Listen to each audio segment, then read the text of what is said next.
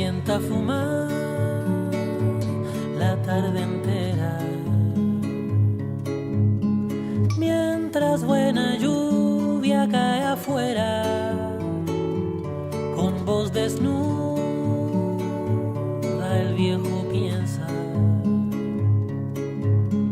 porque coinciden en su ventana palomas grises con la pena que fumara, palomas grises con la pena que fumara. Es como, digamos, continuación, el tercero de una serie de tres que hemos hecho esta semana. Lo que pasa es que de alguna manera nos incorporamos al final para discutir con el trío que aquí tenemos delante, la realizadora y los dos colaboradores, de dos películas que hemos proyectado, una el lunes y otra esta tarde, hace ahora 2 horas en la universidad. Las dos películas tienen en común algo de lo que hemos estado discutiendo antes y de lo que me gustaría un poco que sirviera como punto de partida para el debate.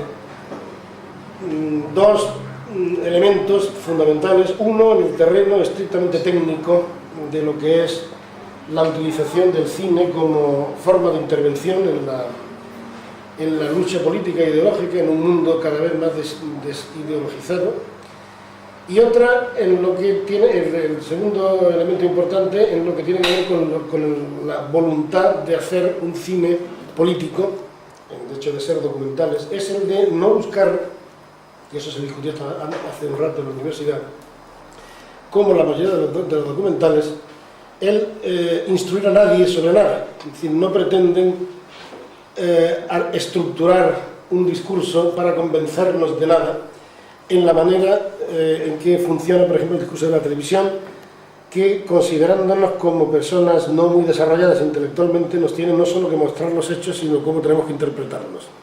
Las dos películas buscan huir de lo que en historia del cine se llama el dispositivo de la representación, para basarse fundamentalmente en el dispositivo de la presentación. Las cosas son las que hay, estos fragmentos están aquí, y piensen ustedes el material que tienen delante.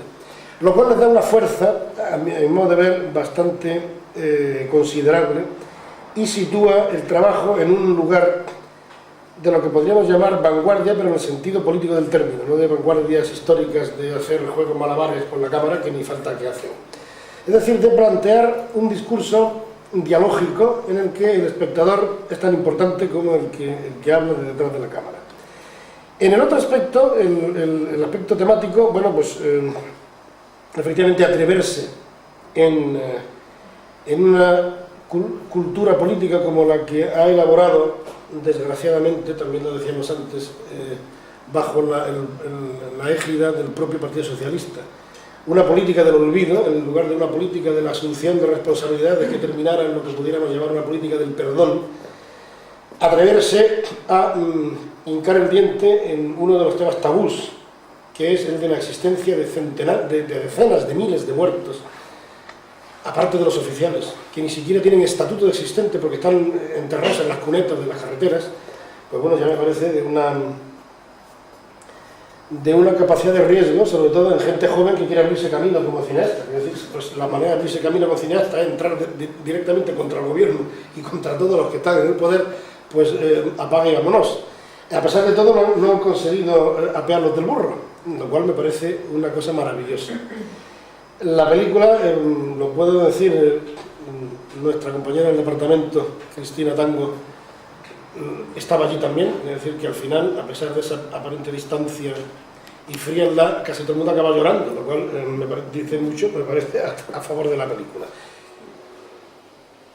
Yo la verdad es que creo que hay una unión ahí, aunque nos separa el charco, pero esencial, ¿no? Lo que pasa es que con una diferencia, creo yo, no sé cómo surge todo ese movimiento, si con qué fuerza o no en Latinoamérica, pero sí que encuentro diferencia en cuanto a que nosotros desde el primer mundo vemos eso muy bien. Ya es hora de que los países con dictaduras, las políticas bananeras, es decir, todo lo fácil que es al tercermundismo, ¿no? Dejarle que por fin recupere su dignidad y su tal, pero sin embargo cuando nos tenemos que mirar nuestro propio ombligo, esas cosas en el primer mundo están todavía muy mal, ¿no? Entonces, y el caso es esto, es decir, es que este documental es el primero que se hace, se hicieron algunos reportajes para televisión, pero no ha tenido más repercusión, quiero decir, no tiene más porque a nadie le interesa. Entonces, yo no sé, aquí nos interesa mucho lo que pasa en Argentina, nos interesa mucho lo que pasa en Chile, que todo el mundo ahora salta de alegría porque Pinochet ya van a quitar de nuevo la impunidad y va a poder ser juzgado otra vez, no lo sé, pero en fin. Y todas esas cosas están genial, ¿no? Porque es que somos como los padres, ¿no? Yo tengo esa sensación respecto del hermano pequeño latinoamericano al que hemos estado siempre cuidando y machacando al mismo tiempo, ¿no? Y que por fin parece que es libre e independiente ahora para elegir, y sin embargo es como si esto aquí no hubiera pasado, ¿no? Sí. Y lo que Franco hizo aquí fue brutal, o sea, aquí, en España, ¿no? Que aclarara una cosa que tú has dicho y que es verdad por una parte, pero por otra no es totalmente cierto. La gente tiene la sensación de que el Partido Socialista les traicionó, porque yo creo que habría que distinguir, porque el Partido Socialista, cuando llega al poder, el Partido Socialista son Felipe González, 4 amigos y 25 personas más. Y eso es triste reconocerlo, pero era así. Quiero decir, cuando llegaron las elecciones no tienen gente ni siquiera para cubrir los puestos de las alcaldías. Y como no quieren, por la negociación que ha hecho Felipe González de que hay que pactar para evitar sangre, lo que se llamó el Pacto del Capó, después del golpe de Estado del 23F, que de hecho triunfó, porque lo que quería es que no hubiera cambio y no lo hubo, no quieren a los comunistas, que son los únicos que tenían cuadros, echan mano del primero que se presenta y llama a la puerta. Claro, y el 90% de los que entran a ocupar los sitios con el Partido Socialista vienen de la Falange y vienen de otros sitios. Entonces, claro, se sienten traicionados, pero traicionados ¿por quién?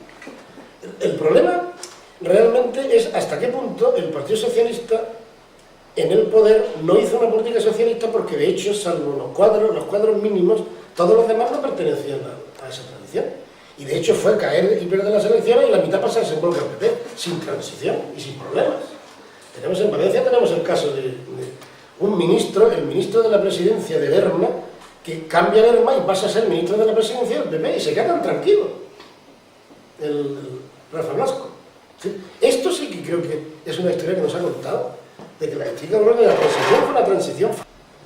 Yo quería preguntarte cuando, bueno, me imagino que habrá opiniones muy contrastadas, cuando pasáis esta película en España y recogéis el sentir general de la gente, ¿qué opinan en general? Bueno, pues la mayoría sobre todo la hemos pasado, es decir, con diferentes públicos. Es decir, una cosa es el público o más universitario o más joven, que se queda impresionado y que desconocía absolutamente todo esto, y entonces alguno dice, no, mi abuelo, tal, pero no conocen realmente su propia historia, y no la conocen, ¿no? Y en su casa se están muriendo ya los últimos que la pueden contar, que son los abuelos, ¿no? Y no la conocen. Y luego está otro público que es el mayor, que es el que ha vivido esto. Y ese es el que llora, el que se indigna, el que le grita a la pantalla cuando hay el entierro con el cura, todo ese tipo de cosas, ¿no? Increpa y se pone fatal, ¿no? Entonces, pero bueno, la conclusión de todo eso es, por un lado, es el asombro de que esto haya sucedido y que nadie lo sepa, por la parte de la gente que no conoce, ¿no? Y por otro lado es la gente que te da las gracias, porque ya era hora de que se viera una cosa de este tipo, ¿no? Que es la gente principalmente que lo ha Sí que se sabía esto sí que se sabía. Sí, bueno, lo sabía todo bueno, el mundo, pero Lo sabía, sí, se pero sabía. Lo único que ocurre es de los que no se habla. que no se habla. no se Como animales. Pero yo creo que hay otra cosa aún más, que era un elemento de humillación o de miedo hacia los vivos, que es enterrarlos en el camino. Enterrarlos, que pasa exactamente. enterrarlos en lugares humillantes, en los que además, Exacto. a veces el desenterrarlos no es tanto por obtener, sino como acabar con la humillación, Con no sé eso, si ya sí, personal. Por ahí sí, por ahí sí, por ahí sí. Y no solamente matarlos, sino matarlos de una manera que al mismo tiempo que los eliminaba físicamente, eliminaba también su dignidad humana. Porque como morirse todos nos vamos a morir. Y Porque destruías a toda la familia. no solamente mataban, sino que mutilaban el derecho a vivir de una manera humana. Es decir, los mataban eso como animales. Pero lo que más ocurre en una película como esta, que desde luego está muy bien y os felicito por ella, es que la utilidad, una palabra que no me gusta, pero bueno, la utilidad de una película así es que proporciona argumentos a la memoria histórica. Pero la memoria histórica, si se está atrofiando entre los jóvenes, se está atrofiando por el consumismo, se está atrofiando por la atonía ideológica que en general hay en España, que se ha hecho, yo creo, un país muy nuevo rico, un país muy consumista, y el olvido este es uno más de los olvidos. Se podría parangonar quizás con esto de que ahora se discriminan los moros, que si tal, como si no se acuerdan de que hace, que somos viejos ya, hemos sido testigos de que hace 30 y tantos años los españoles aquí, en Alemania, en todas partes, estaban viviendo eso mismo y tampoco nadie parece ya acordarse. Son maneras de atrofiarse la memoria histórica. Y una película como la vuestra reaviva eso, y en ese sentido yo creo que es muy bienvenida, ¿no? Muy útil. Vamos a decir, mi intención, o nuestra intención a la hora de contar esto, es decir, luego en todo caso hablamos por poder comparar, ¿no?, con La mano invisible, con el otro documental, pero en este caso, es decir, nuestro único objetivo era contar cómo son los familiares ahora, es decir, qué vida es la de los familiares de los desaparecidos, de los muertos, de los asesinados ahora, sin importarnos nadie más, porque a mí no me importaba nadie más que esta gente, porque esta gente es la que nunca ha tenido voz y la que nunca ha podido decir nada, y yo no pretendía un cara a cara, ni un rebatir. Esta gente no tiene que discutirle nada a nadie. Claro. Nada, es decir, es que no tiene que explicar nada, no tiene que justificar nada, no tiene que pedir nada, o sea, es decir, pedir en el sentido de pedirle a nadie concretamente, es al contrario siempre. Entonces, la ausencia total de toda esa parte, digamos, de toda esa otra parte, es la que evidencia la soledad tan absoluta en la que esta gente se sigue encontrando. Es decir, que hacen esto pero siguen estando solos. Y solamente se tienen el uno al otro y el voluntario que va y le saca el hueso y el que le abraza o el que le mira o la cámara que está, ¿no? Quiero decir, pero nadie más. Porque es que ellos tampoco quieren exigirle nada a nadie. Es decir, ellos ya no están en condiciones de pedirle nada a nadie. Es decir, esta gente ya... El documental, de alguna forma, lo que cuenta es que esta gente ha llegado al punto en el que ya no espera nada de nadie. Los otros no. Es decir, lo otro es una lucha permanente, es una lucha hacia el futuro, es una lucha en la que además aparecen otras empresas, es una lucha, es una batalla, es una, como ellos dicen, ¿no?, es una guerra de guerrillas. Y donde te encontremos vamos a ir a por ti, y te vamos a cantar las 40, y a ti te vamos a decir tal, y a ti te vamos a decir que eres una mentirosa, y a ti te vamos a decir... Pero es que esta gente, eso... no lo pudo hacer porque se los cargaron a todos y los que sobrevivieron decidieron que nunca más abrirían la boca. Televisión Española en un mes ha perdido 6 puntos de audiencia ya. Está, pero bueno, ¿Ha perdido qué, perdón? 6 puntos de audiencia, ahora mismo está la tercera. En audiencia en un mes, eso es muchísimo. Y también hay una cosa que... ¿Y a qué lo atribuís esa pérdida? Eso a los programas que han quitado. Antes aparecían programas que eran basura, en horario de prime time, que ya no están, y que han ido cambiando las cosas y han puesto, por ejemplo... el otro día estoy viendo un concierto de Bobby McFerrin, que eso jamás, dirigiendo la orquesta en Viena, eso jamás lo hubieran puesto a las 10 de la noche, nunca, y lo han puesto ahora. Yo no digo que la televisión vaya a ser un medio como tiene que ser, o sea, yo creo que los telediarios se van a seguir manipulando, Radio Nacional se seguirá manipulando, se va a hacer todo, pero lo que es ir cambiándolo un poco a poco hasta donde puedan, hasta donde les dejen. Y hasta donde ellos, sus amigos que les han subido ahí, les dejen también, porque deben mucho. O sea, yo no creo que vaya a convertirse en la BBC, porque no hay gente, o si hay gente preparada, no está. Porque lo que ha hecho la señora Estacafarel, de repente, de quitar las tertulias de Radio Nacional, es una barbaridad. Porque dice que Radio Nacional no está para crear opinión. Pero señora, tiene que estar, tiene que poner todas las partes. Es que están haciendo lo mismo que los señores que estaban hasta el 11 de marzo, lo mismo. Pues hay que crear opinión, que la gente piense, que la gente diga, pues esto está bien o esto está mal. Eso es lo que hay que dejar a la gente, que piense por sí sola. Bueno, alguna mejoría hay que suponer que sí se puede producir, aunque no sea mucha, ¿no? Yo creo que la mejoría está por cambiar la estructura, que las cosas para que cambien hay que cambiarlas estructuralmente. Sí, sí. Y si seguimos en la misma, seguiremos en la misma. Es decir, No, si el problema es que para que sea rentable tiene que tener audiencia, y la audiencia se va, pues acabarán... Claro, claro. Es decir, el problema que es que quitan tómbola. Bueno, es que yo tómbola creo que había que haber fusilado quien lo puso ahí directamente ya, sin esperar a la elección. Participantes, a todos. En camino de Teruel. ¿es Teruel? Una fosa de Mirún. Hay una fosa en la carretera, en una nacional, hay una fosa que tiene un monumento de la CNT y hay 1015, me parece, ahí metidos es un pozo y tiene, bueno, hay hecho una especie de... Luego hay Yo muchos, donde muchos, vengo, muchos en las fosas comunes del ejército. En el también. pueblo que yo vengo, o sea, yo solo he vivido un momento con mi abuelo, fue asesinado mi bisabuelo, pero la vida de mi madre, o sea, yo me encontraba, bueno, niña, lo vivió todo, ¿no? Pero de silencio, ese miedo a las armas, mi madre jamás puede ver una película de armas, jamás ha sido ese tabú, si quiero, o sea, yo me reconozco en lo que yo viví yo, en la diferencia de edad, ¿no? De las personas que son más directas, ¿no? Yo veo a mi madre me cuenta lo mismo. Llegan en los cementerios, donde las fosas las hacían común.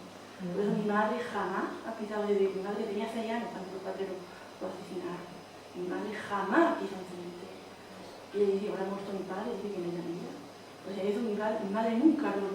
Yo me veo... Y en las tapias, fuera del En cementerio. las tapias. A las tapias, allí los mataban.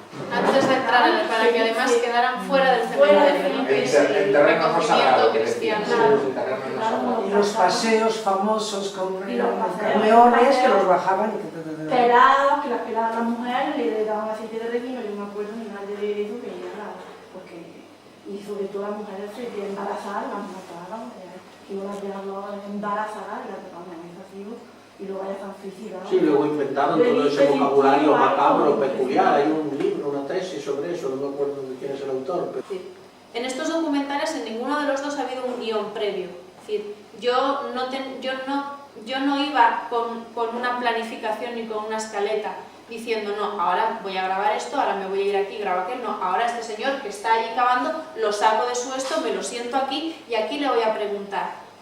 En ningún momento existió eso. Existió el estar día a día con cada uno, entonces yo lo único que vivo es lo que están viviendo ellos. Lo único que sufro es lo que están sufriendo ellos y es lo que yo voy a contar. Y lo otro no me interesa, es que no me interesa para nada. Además es que lo otro ya lo sé, es decir, lo otro ya se sabe demasiado. En los medios oficiales... Ya tienen espacios, claro. Sí, eso está claro. Eso está claro. No, entonces sí, ¿lo haría de otra manera? Sí, no. Quiero decir, lo haría de otra manera, obviamente sería totalmente distinto. Y si hiciera este con estas mismas personas, sería distinto. Pues porque probablemente a lo mejor en este momento, yo qué sé, anímicamente a lo mejor yo estoy de otra manera, me afecta más o menos personalmente. Tengo capacidad de ver un poco más allá, un poco menos de lo que en ese momento yo vi. Es decir, pero en los dos casos, en los casos del documental, es decir, lo que está es lo que yo he percibido. Es decir, eso es lo bueno en este caso de llevar uno a la cámara. De hecho, en el de las De llevar, fosas porque teníamos entre muchísimo los tres. material de entrevistas que no pusimos. Exactamente, es decir, nosotros Mucho. entrevistamos a la gente de la asociación, hicimos entrevistas, entre comillas, la asociación explicaba por qué surge la asociación, por qué necesidad, con qué objetivos, por qué pretenden esto, pero de repente era como alguien que iba a ordenar otra vez el discurso de esta gente. Claro, y dices, bueno, ya está bien de que todo el mundo le ordene al otro su discurso, que sea como sea, ¿no? Es como en el de la mano invisible, cuando sale este latinoamericano, claro, no lo hemos visto, pero cuando está la manifestación telefónica y de repente aparece un latinoamericano que se pone a hablar de Irak, de no sé qué, de los yanquis y acaba diciendo viva el maoísmo nada más hermanos. Pues es que eso es también el discurso que yo estoy contando. Ese señor no tendrá nada que ver con Sinter, pero tiene que ver con lo que yo estoy contando y a mí en ese momento me llamó la atención. Y yo dije, esta persona es importante aquí porque está aquí y porque se ha unido a la manifestación de Telefónica. Yo no es trabajador de Telefónica y probablemente no tenga ni idea de qué le pasa a Telefónica, pero está aquí, ¿no? Entonces, la diferencia un poco, es decir, entre plantear un documental de una manera o plantearlo de otra, para mí es eso, ¿no? Y eso también es cierto que te lo da el llevar tú la cámara. Es decir, el que tu mirada sea el objetivo, porque deja de ser la mirada de una persona y no la de la cámara, ¿no? Es como en el documental de Sinter, ¿no? Cuando la cámara sigue a Llamazares, que deja a los trabajadores de Sintel en la puerta del Congreso y se marcha, ¿no? Y se marcha entre los camiones, entre las furgonas de la policía. Es que eso era lo que yo veía, o sea, yo tenía la cámara aquí y yo no podía creer que Llamazares estuviera dejando a los trabajadores de Sintel con un cordón de policía más grande en número que los propios trabajadores y que agachara la cabeza y se fuera de lado. Entonces, como no me lo podía creer, lo seguí con la mirada, y la mirada Era la cámara. era la cámara porque llevaba la cámara, ¿no? Y yo creo que eso es lo que después, o sea, esa es la fuerza que yo creo que después el espectador tiene, el que se cree que está ahí dentro, ¿no? Y se cree que está ahí porque está viendo lo mismo que veo yo, o que ve él, o que veía Luis cuando... Por ejemplo, que tiene 48 minutos, ¿no? Pues son las 70 horas grabadas, no he grabado una sola entrevista. Jamás le hicimos una pregunta a nadie. Nunca pregunté. A nadie. Claro, yo he nacido todavía en dictadura, pero obviamente no la he vivido de una forma muy consciente, aunque sí en parte, ¿no? Porque la he vivido por mis padres, pero no he hecho determinadas cosas o he crecido por lo menos ya en democracia. Pero yo creo que en este tiempo que, me refiero al concepto del audiovisual, ¿no? Y de los contenidos, es más complicado en el sentido de antes uno sabía qué enemigo tenía, qué cara tenía, es decir, cuáles eran las argucias o los elementos que uno podía intentar engañar o transformar o encubrir para llegar a ciertos sitios. Pero ahora, como la mano invisible, eso ya no existe. Es como el señor que dice, yo voy a quejarme ante alguien y es un aparato, ¿no? Es decir, un señor que sale en el documental, dice, no, yo voy a quejarme y ya no tengo un directivo al que partirle los morros porque me ha echado a la cara, ¿no? Es una caja, es un banco, es un... ¿Dónde está Telefónica? ¿Dónde es? Decir, son todas entidades abstractas que no existen físicamente. En esto pasa lo mismo, ¿no? Es decir, ¿contra quién voy a pelear yo? Es decir, ¿a quién voy a engañar para que esto se pueda ver en determinados canales? ¿A quién? Si físicamente no existe. Eso es un problema muy gordo ahora. Yo creo que es peor incluso que el de antes. Vivimos gracias a parte de la coproducción ha sido de los trabajadores de Sintel porque nos dieron de comer y nos dieron sitio, eso sí, dormíamos en el suelo, pero ellos también. Entonces dormimos, o sea, nosotros nunca pagamos absolutamente nada, aunque nos compráramos nuestra... Yo recuerdo en la marcha de los 10 días, yo recuerdo haberme comido porque me daba no sé qué tirarlo, yo me hice bocadillos, ¿te acuerdas que nos fuimos a comprar la tarde de antes y para llevarnos comida a la marcha? Bueno, pues volvimos con la bolsa a casa sin tocar después de la marcha porque no nos dejaron comernos nada nuestro, era de lo que ellos tenían, ¿no? Y yo recuerdo que me comí un bocadillo de queso y de paté, que no sé cómo no me dio allí, yo qué sé, porque llevaba más de una semana hecho y al final me lo comí en Madrid ya sentada en casa de unas amigas. Entonces estuvimos más de un mes y hicimos 3 montajes hasta que quedó el definitivo de 1 hora, o sea de 98 minutos, de 1 hora 40, porque, bueno, pues porque con lo que se ha quedado fuera podríamos haber hecho otra película, totalmente. Dejamos cosas tan importantes como un infarto durante la marcha a uno de los trabajadores. Eso de primeras para nosotros era esencial, pero bueno, es decir, luego el hombre se recuperó, pero nosotros teníamos el seguimiento además por los teléfonos de los trabajadores, ¿no? ¿Dónde está fulanito? ¿Cómo está? No, ya está en Talavera de la Reina, está en la UCI, voy a ir a verlo, volví al otro, y durante días fue un seguimiento de cómo estaba aquel señor, ¿no? Al que había dado el infarto.